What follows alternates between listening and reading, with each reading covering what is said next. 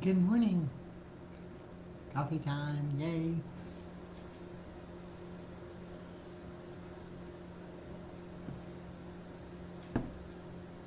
Good morning, everyone. Hi, I'm Stacy. This is Loving My Veteran and walking in my shoes this morning. Gonna have a little coffee. Look a little disheveled this morning. Mm, telling you, magic in a cup coffee. Greatest thing ever.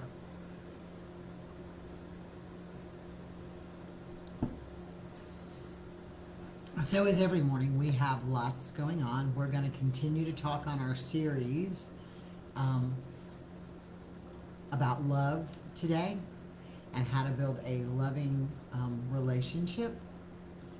And today we're going to talk about love like lambs. Sometimes when we want to take control of our relationship, it requires that we not be so aggressive and that we learn to love like a lamb. And I think that that's incredibly important that we do this, that we learn that it's okay to love like a lamb. So that is really kind of important that we learn to do this. Before we get too started, we have a lot going on. I'm just kind of trying to get everybody up to speed here. Excuse me for a second while I kind of go through this stuff.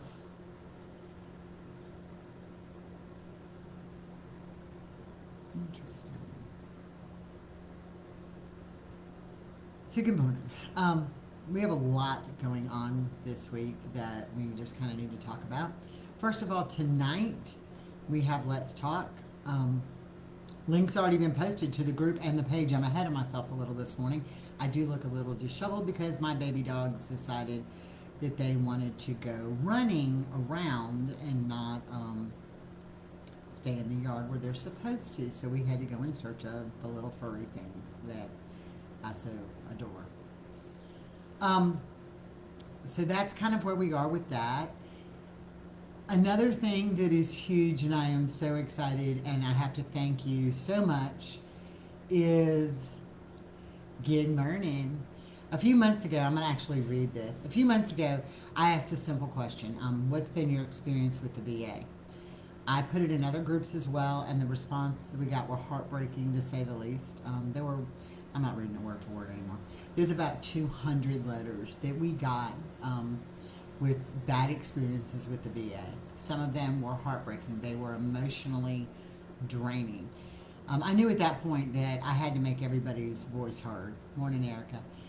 And I wanted your stories to go forward. So I started out just bombarding everybody from the members who sat on Congress on the Veteran Affairs Committee to, at that time, the Secretary of Veteran Affairs during the Trump administration, Mr. Robert Wilkie.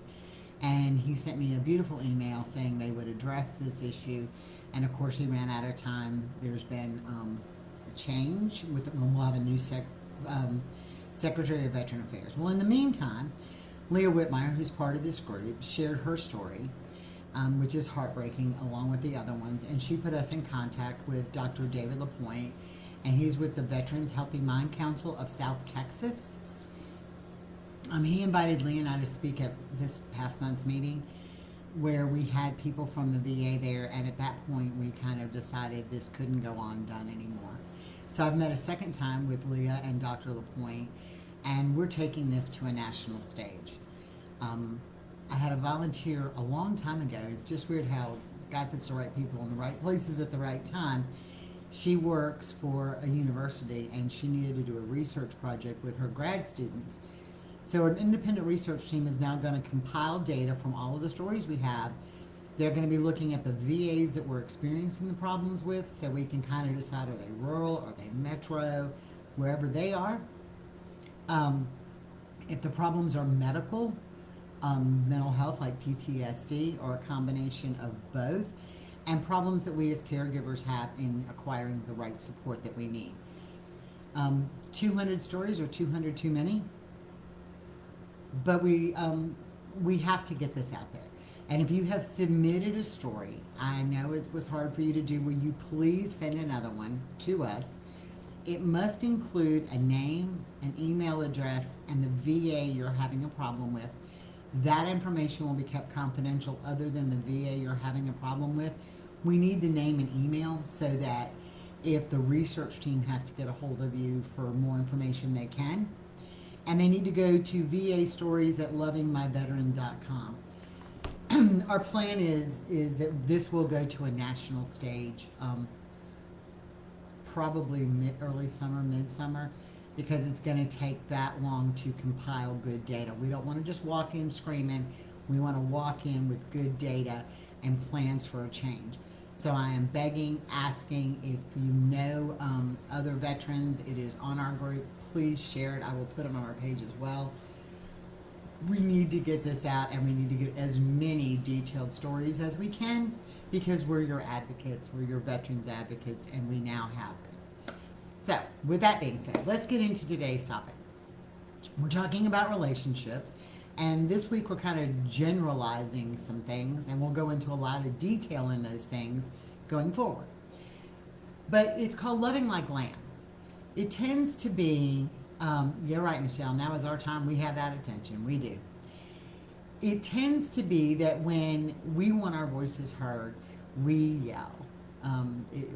It's like the louder you yell, the better you are. And that's why in this case with the VA stories, we're kind of stepping back and getting all of our ducks in a row so that when we go, we're a very powerful voice, but we don't have to go in like a lion.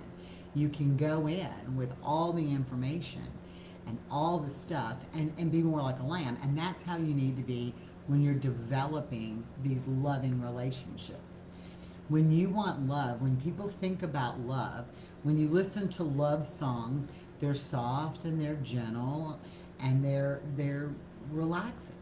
If you go in with this boom attitude, that love is going to go away, because people, when they're confronted, tend to fight back.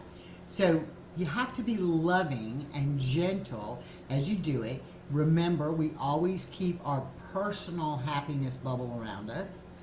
We encourage them to keep their happiness bubble, and we hope they overlap. That's the ultimate goal in relationship building. So this is the hardest thing for me in the going in like a lamb. You have to let go of your desire to be in control. You cannot control them. You cannot control how they feel. You cannot control that relationship. You cannot control it. You have to let go of your desire to remain in control. Michelle will tell you, I am a type A Virgo personality. I need to be in control. Her and I are very much alike in that. We have to be in control.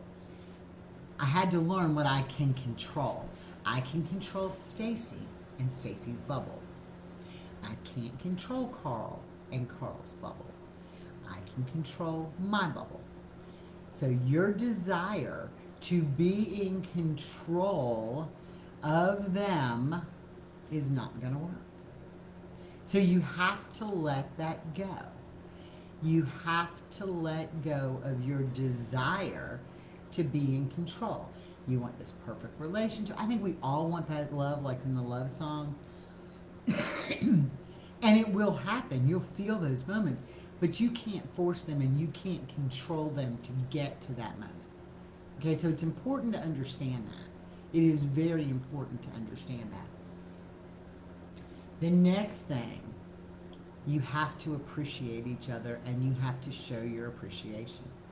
And that is very hard sometimes when we are already in a spot and we are drowning, right? When you are drowning and you feel like things are spiraling out of control, to appreciate them, or anybody, and I'm not just talking about your veteran, I'm talking about anybody in any relationship, to appreciate them and show them your appreciation is very hard to do.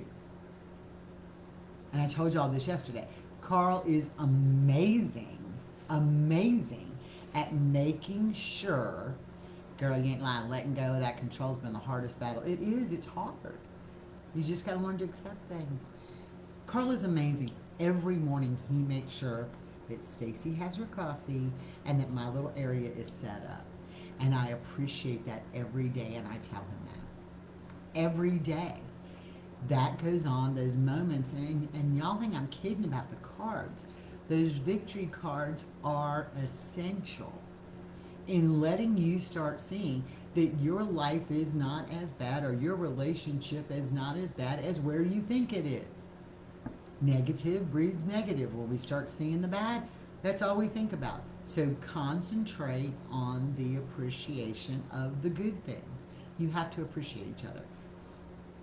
Yeah, I'm a rescuer and a fixer, and it's very hard for me too, Michelle. Michelle goes, she's a rescuer and a fixer. I am.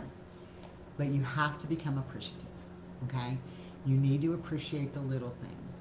The more you start appreciating the little things, the more you show them your appreciation for the little things, the more they will do that you appreciate. Use their mindset. The mindset is they're broken. The mindset is they're damaged. The mindset is they can't do it. Have you ever been in a space where you just get frustrated and you're like, I cannot do this. I cannot do this. And you get so beat up that you just feel like you can't. And I go back to my son and I laugh about it now. It's kind of sad, but I laugh about it. In the state of Georgia, even after you pass all of your classes, you have to take some stupid standardized exit exam to prove that you know your stuff. And I'm like, what the heck? You've already passed all the classes. You got a grade. Let's move on. Well, my son doesn't take standardized tests well. Seth never has taken standardized tests well. They're tough. So in his exit exams to graduate, I mean, he got to walk across the stage and they can get a diploma that says completion. But until they pass all the required things, they don't physically get their diploma. And so in his exit exam, he couldn't pass the social studies part, the history part. And he knew it. I mean, I'd sit down with him and he knew it and he'd spit it out and he'd spit it out and he'd spit it out. And he took it again and again and again. And one time he took it and he's like, Mom, I knew this stuff. And I'm like, yeah, you knew every bit of it. So we were going to have them recount the test by hand and see where the problem was. And because there was a problem, obvious, and we needed to see that trend. So what happened to him was before we could get it recounted, the test became available again. I said, Seth, just go take the dumb thing again. I mean, it would take longer to recount it, and you already know you passed it, you know the stuff. And I said, you passed it. Well, the day before he took the retest, and they were going to have to do it by hand anyway, they sent us a thing that said they had accidentally used the science key to grade his social studies. So everything was wrong, and it would take about 5 weeks to recount it. Well, he wanted to go to college, right? So he had to have it. I said, just take the full test again. When he did, he passed it, because the problem was he was so beat up and so negative that he couldn't climb out of that negative. So if we don't start showing them a little appreciation for the little things they do, they already feel defeated, okay? So how are you ever going to turn that around for them to show you appreciation and vice versa? It is critically important that you learn to do that. Little things, appreciate the little things. Victory cards are a big deal. Victory cards are a huge deal. So make sure you do that. Pay attention. I hear from Carl all the time. I pay attention to the little things. That he does. He pays attention to the little things. He does. If I don't feel good, he can tell by the way I'm holding my head if I have a headache. He can tell by the way I'm wiggling on the couch if my back hurts. He can tell by my demeanor if something is going on in my head. He pays attention to every single little thing that I do. Sometimes it drives me crazy. I feel like I'm under a microscope, but he pays attention to everything that I do. We need to learn to pay that kind of attention to our veterans, because sometimes we get so wrapped up in the negative right? That he's done this and he's done this, or she's done this and she's done that. That we don't pay attention to the little things that they're trying to do that become positive, that become important, and we get wrapped up in this negativity. So find the little things, pay attention. When you're having a conversation with them, even if you don't agree with the conversation you're having, or you don't agree with their viewpoint, at least give them enough respect to pay attention. We talked yesterday about relationships are about respect. Well, if they're talking, and we all know the lamb chop, the song that never ends, they do it over and over and over again. But if you don't sit there and pay attention and respect them, then how are you supposed to get respect on the backside? It's a two-way street. You have to pay attention. Because sometimes when you really pay attention, you're going to find out that it's not you that they're angry about. It's not you that they're venting to, that they're exploding at. It's not you that all the hatred words come out to. There is much more going on than what you think. And again, I remind everybody, get your phones out, and when they tell you they have a date, put it in as an annual event so that next year you're aware of that date, and you can wake up that morning and say, hey babe, I know today might be a tough day for you. What can I do to help? And when you do that ahead of time, let me tell you, the difference is phenomenal when you do that. They'll tell you sometimes, I have a date coming up. Okay? So, and you don't have to know what the date is about. But if you say to them, I know you have a date coming up, what can I do to help?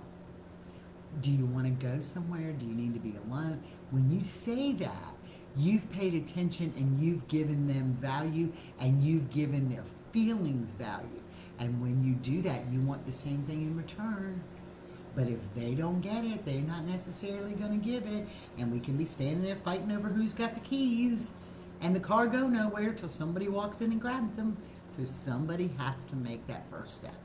So start paying attention. It is critical. Okay? Don't take your business home.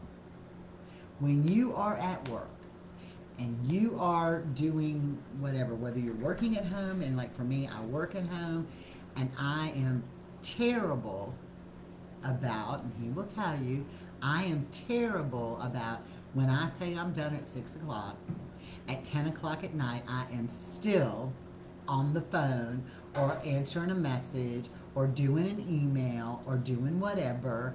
I bring business home. Even though I work from home, I bring business home.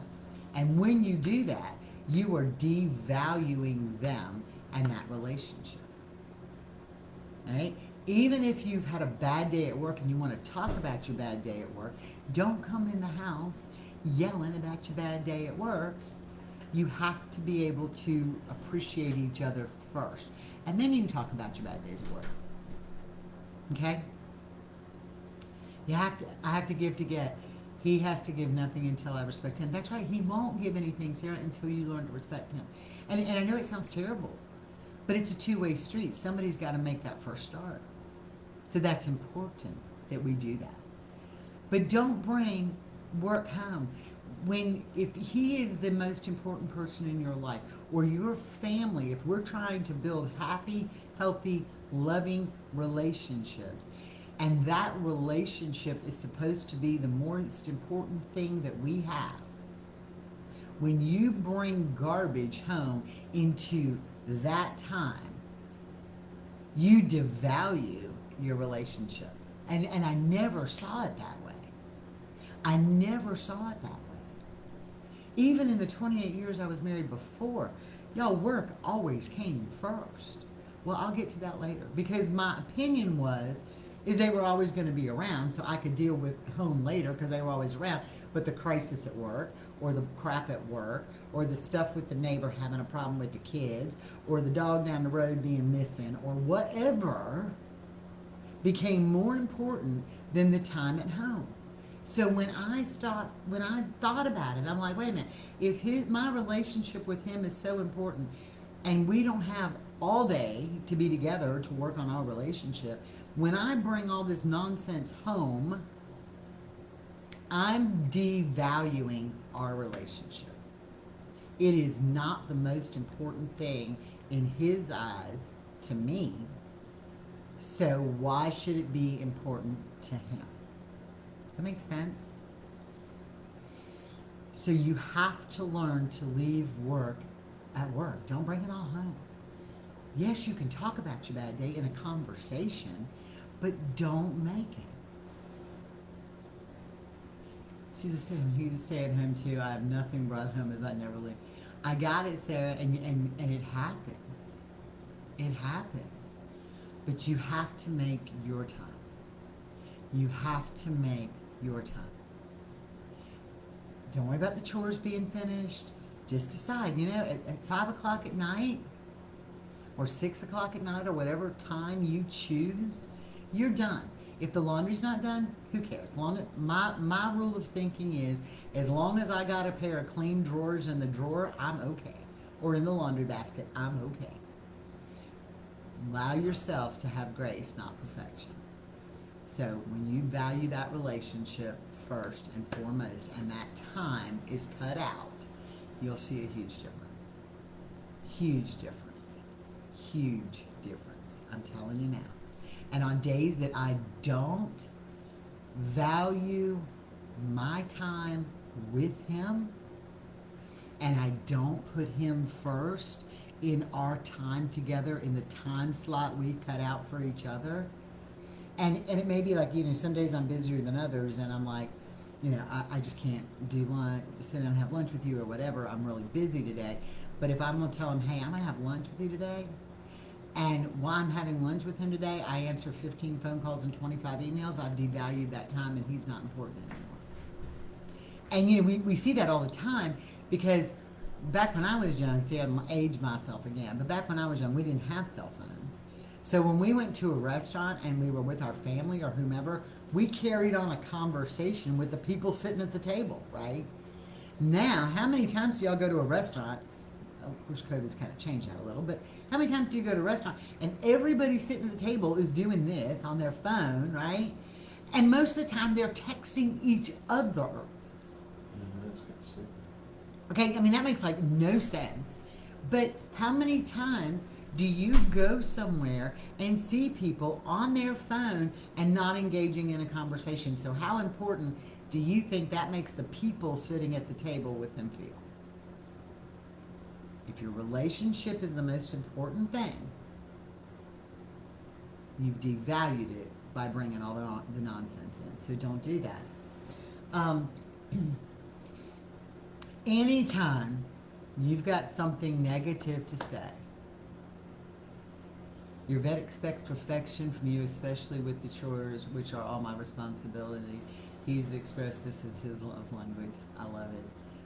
Too bad, grace, not perfection. Erica, and sometimes they do want chores done, and I think Stephanie was such a good example last night in hers Pick a Day.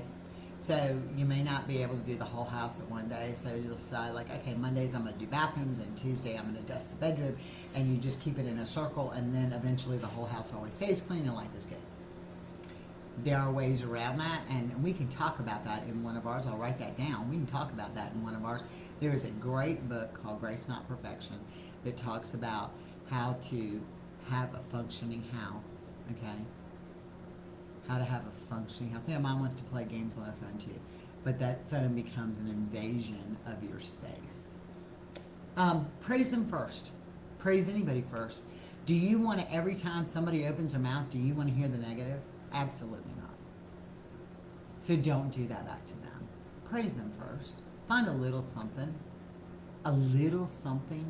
that you can praise them on first before you start on the negative, or redirect it to yourself and say, hey, we kind of had an issue the other night. Is there something I could have done to make it better? One thing that I could have done to make it better. And then say, and I kind of think that maybe if you would have, or I felt this way, right? Now, again, it's on you. I felt this way when you said. I felt this way. I heard this. Because at the bottom, at the end of the day, it's how we perceive it. So it may not be what they say, and it may be what they say, but it's still about the way we perceive it. So be careful when you're doing that, because if all you hear is, you're wrong, you're wrong, you're wrong. I can remember when I was in daycare, and I was teaching daycare, and these kids, you had to be really, really, really, really, really, see, hang on, maybe here's right. You had to be really, really, really careful, because some of these kids, I did daycare in a lower income poverty thing, they were always told they were bad. They were always told it was them. They were always told it was their fault. They were always told they were stupid. They believe that. And that happens. That happens, and that's what's happening with Sarah here. When he throws the negativity at him because he's mad about me getting bothered and always cuts me deep. The other day he said, what did you do? You clean some and you cook, big deal. When all you hear is that negativity, then Sarah's going to get to a point that she believes it. And you can't let yourself believe that. And Sarah, there's a way around that, and I'm telling you, lists are amazing. You can write down what all you do in a day. And so when he says, well, so you clean some and you cook, big deal. Well, tell him you're taking cooking off for the day. Tell him you're taking cooking off for the day. I can remember the therapist telling me, and I've said this story before, don't cry all day, cleaning. Put on your music, put in some happy stuff in your earbuds, and knock yourself out, sister. Don't cry. I mean, we all want to do that, but you're going to set boundaries. But I remember that therapist telling me, this is when Woody and I were first married, and he would leave his socks next to the chair. Okay?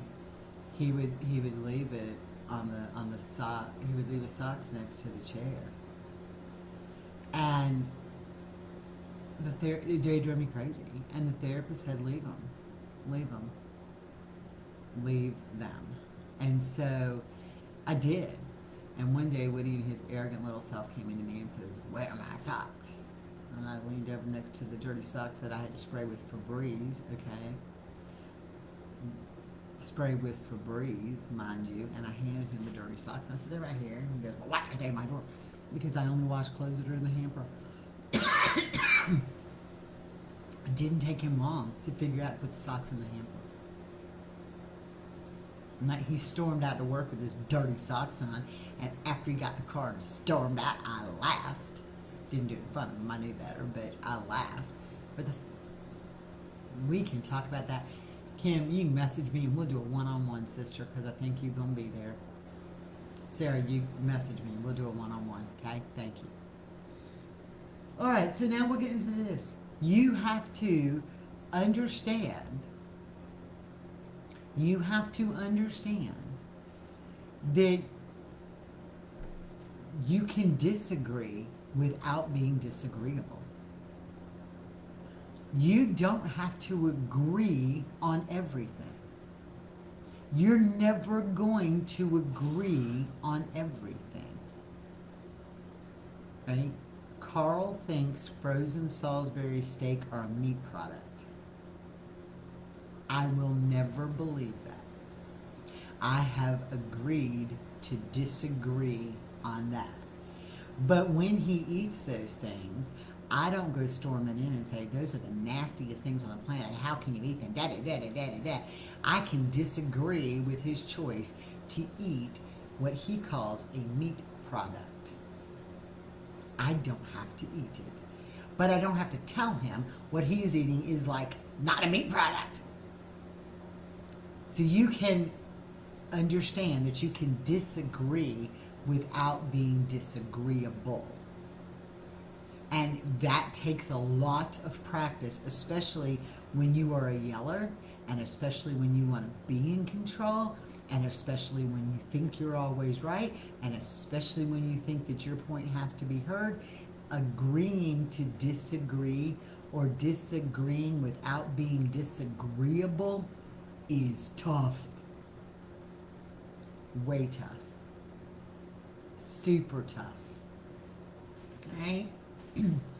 The other thing is, you have to take time apart and be individual. You have to take time apart and be individual. Okay? I know that sounds strange, but you have to be an individual. And Sarah, I think a lot of that comes from being in the house together 24/7. It does that with us too. We're in the house together 24/7. But you have to take time apart. I don't care if it's putting the 4-year-old in the stroller and going for a walk. I mean, it's a little cold out, but going for a walk. I don't care if it's sitting in the backyard for 10 minutes. You have to be able to distance yourself, or you become so consumed that you get ate up and you think you are one, and you're not. You have to do that. It is a very hard thing to do, and people say, well, if you love him so much, you'll be with him all the time. No, I love Carl with every inch of my being, but when he comes in and says, I'm going down the road to Paul's, I'm doing a victory dance around the house. Okay? I get up early for a reason, because I want that hour, hour and a half by myself without him in my space. I love him. Right? Yes, honey, meat products are like cheese food. It's horrible. And you have to let the little stuff go. You have to let the little stuff go. You have to let the little stuff go. Like the therapist said, are the socks a big deal? Yes, the socks were a huge deal to me, but they weren't to him. And a can of Febreze fixed it. You have to let the little stuff go.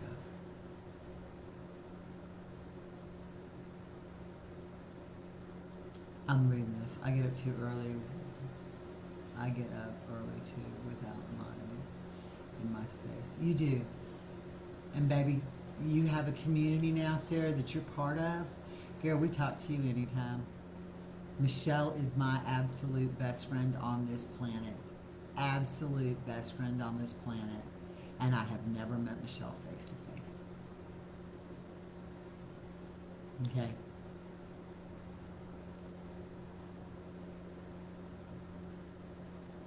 Girl, celebrate the me time. Don't let him become consumed, but celebrate the me time, because it makes your me time. Erica's sitting there saying that hers goes down to the neighbor and they're playing with RC cars, and she was frustrated because it took away from our time. But I'm trying hard to celebrate. Take the me time, whether you take a bath, whether you read a book, whether you just sit there and eat chocolate ice cream. You're not going to encourage them to let the little stuff go. You do, kind of. It takes time. Erica, in order to let the little stuff go, it is just something that when you start letting little stuff go, and I call it nitpicking, when you stop nitpicking things to death, and then when they start, I actually look at Carl now and say, does it really matter? Now I can say that now because we've spent a year learning communication skills. Okay?